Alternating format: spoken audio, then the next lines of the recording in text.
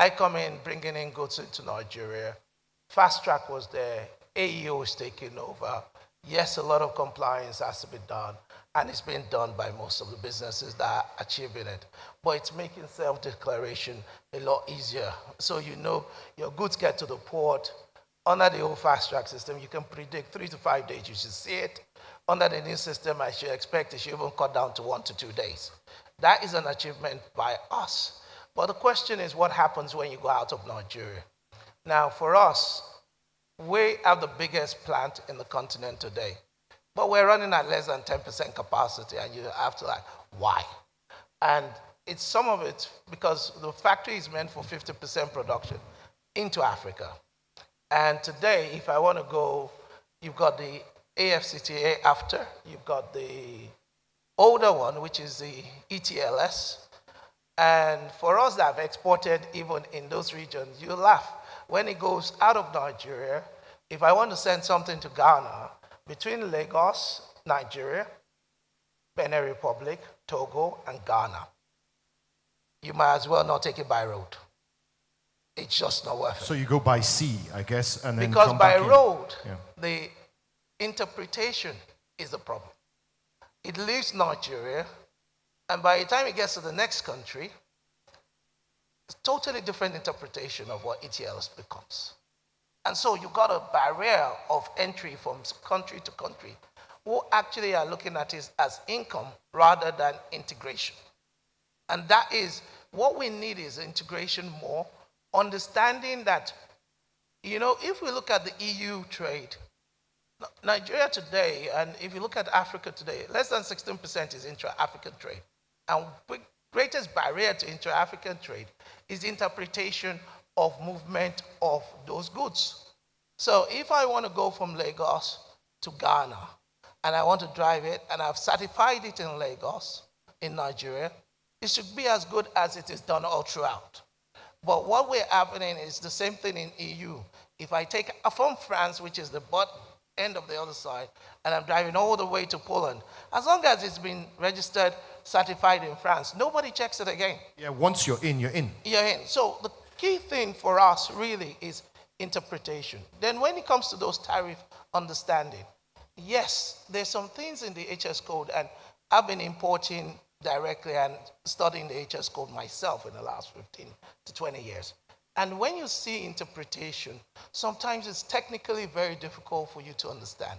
We understand that. I'll give you an example. One product which has been a confusion for so many years now is polyethylene.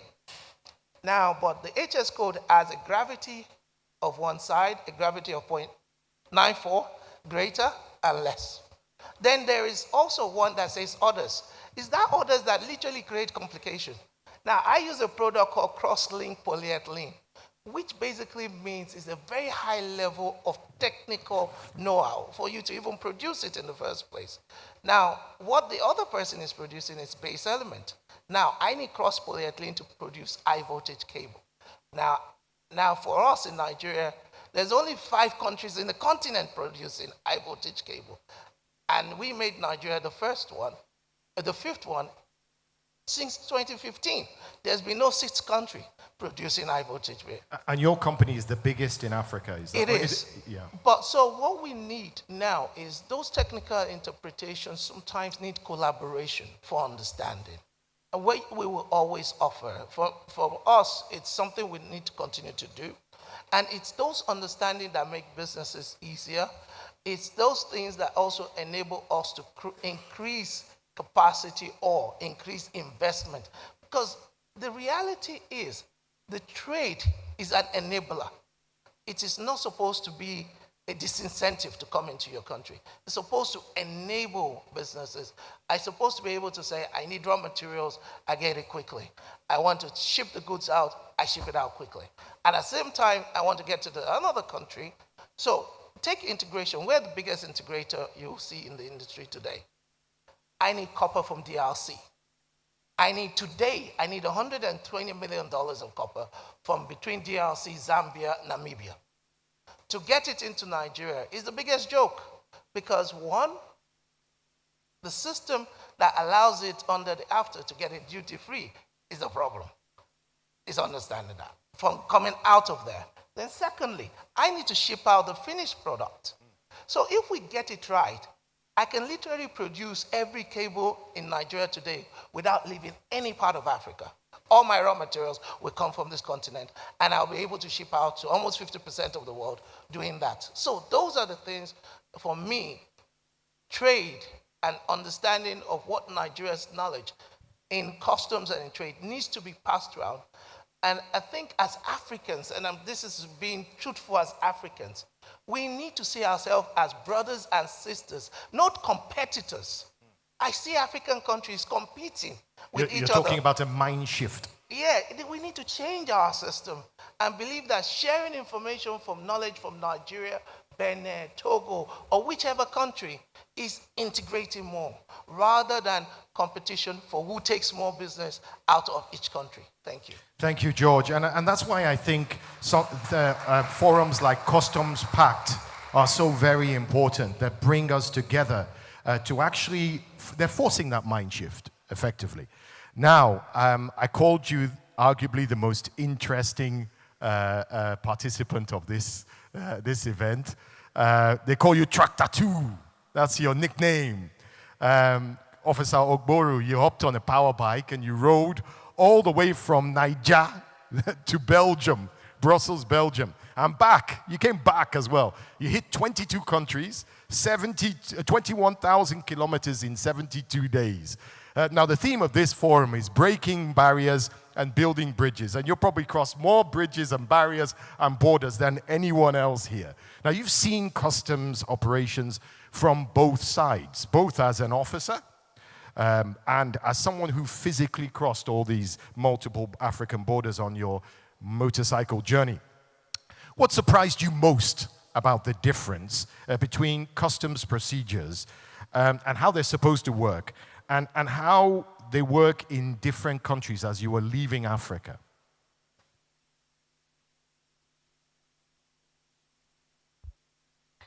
Good morning, distinguished ladies and gentlemen, senior officers. Thank you very much for that question. It was quite an experience traveling across borders. And what the WCO recommends, the trade guidelines for trade, has to do with simplification and harmonization, use of technology, and transparency and predictability. That's in theory, but in practical, it really didn't work out like that. What surprised me was, okay, first of all, I think we have the language barriers across the continents. But you have those same ones in Europe as well, language barriers. Yes, we are a growing economy, and I can say that from the first trip and this second one, things have improved. Even if we still have, the time frame that we spend at the borders, it's really high, because sometimes we spend a minimum of 1 hour, 30 minutes in some borders, because there are a lot of bottlenecks, there are a lot of checks, and there are a lot of balances. Now, it doesn't have to do with customs alone, because the customs in these regions, they are trying their best to ensure that, but then there are other bottlenecks, because there are other government agencies at the borders. So each agency is doing the same thing. So the same check, the same repeated checks. Over and over again. Over and over again. So if you get to the custom point, they do their check, and then the immigration does the same check, and then every agency. So if you have 4 agencies at the border, the 4 agencies are doing same check. So you've got to go through 4 sets of paperwork, Yes. 4 procedures before The you can same get back on your bike. Exactly. So we need this synergy among the agencies at the borders. Unlike in Europe, where it was just the customs and the immigration that were at the borders. And I think they share information, so they don't need so much paperwork, so much questions. Once you get to, like at the Schengen at the beginning, once you get to the border, you present your papers, and it covers for all the countries Which were some of the easiest borders to go through? in In Africa. Africa, yeah. Uh, Go on, you're amongst friends. Chatham House rules, go ahead. yes, it was okay. Every country had its unique experience. Every country had its unique experience, and I could say like in Togo and Cote d'Ivoire, they already have this pre-arrival documentation. So if you put your laissez-passer, you fix in your details, and then you clock it in. By the time you arrive at the border, you just make your payments, and then you can move. So there was not much of you didn't need to do so much documentation in those places. I remember when I was entering into Togo, I'd already documented at the border. While I got to the exit point, I was unstrapping my bag to bring out the document, and the officer said, "Hold on," and then he put the plate number on the system, and he printed another paper, and he said I could use it for clearance, and that made passage easy in those places. But then also, even if the customs are trying to make it easier, there are still other bottlenecks. So even if the custom had made it easy for me to pass, the other people were still asking for the same documents. Right. So those are the issues that There's certainly a red thread running through my panel here, despite, irrespective of the differences in your roles and responsibilities, harmonization, duplication, elimination of that. In many ways, an understanding of who we are and working together. Now, I mentioned, thank you, I mentioned that George imported and exported very complex equipment. It's not easy for the auto sector either, right? It faces its own unique customs challenges, complex documentation, classification, disputes sometimes, valuation questions of the value of what you're bringing in. I'm not just talking about the finished product cars. I'm talking about car parts and other things that come with it, right? Multiple regulations, safety, emissions, and things that come around, climate change and all those things. Chief, how do customs documentation requirements and clearance procedures affect your ability to maintain your inventory and to serve your customers well? And what's the biggest customs-related headache in your daily operations?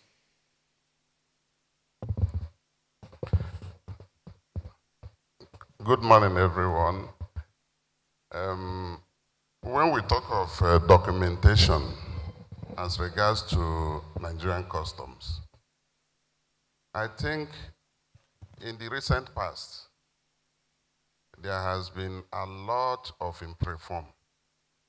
So those things that made this question to come up are actually fizzling away. I'll give you an example. We had a lot of issues when custom was migrating from one system, I think NICES or something, to BODOGO. But as soon as they got the BODOGO right, it made everything simpler. So you can sit down in the comfort of your office. I'm talking from the automotive point of view. Our major challenge now is actually not custom, but the sister agencies. Where customs HS code for a pickup is actually not the same thing an agency like SLN is setting up. So when you don't have any issue with custom, you fill your Form M once your classifications are right, because it is now easier. Once you put one or two keywords, it will pop it up. It makes life easier for everyone.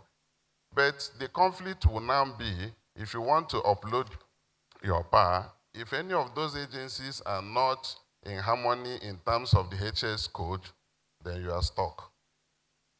So this is actually the major challenge we are having now. We have confronted the agencies, and they told us they're trying to harmonize with custom and the rest of them. So interagency synergy will actually of customs that is going on, we continue to do. We are waiting for a day where we must not need to go to a clearing agent for us to be able to access SGD. So that the duty of the agent will be, we will do the right thing, because sometimes if you go for examination, they will come and tell you, wrong this, wrong that. But the problem is that it's not the problem of the person, but you take responsibility because you appointed your agent. But we want that the importer or the manufacturer will sit in his comfort, do your Form M, also assess your SGD, pay your duty, then hand over to your clearing agent to go and face custom with examination, release, and the rest of them. But I want to tell you, as far as Nigerian custom is concerned today, honestly, they are adding value. I think that's a great round of applause and an endorsement. I'm going to go back down the line now, Mr. Farouk. You're managing operations, I guess, in multiple jurisdictions, am I correct? So what's, looking at these different jurisdictions, what is the single most frustrating inconsistency that you often encounter when you're dealing with different customs administrations across the continent of Africa?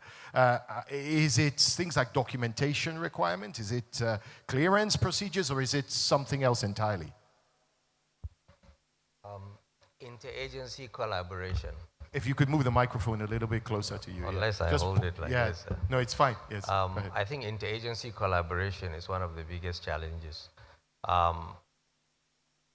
Let's not forget, there's the movement of people. I think that's pretty okay.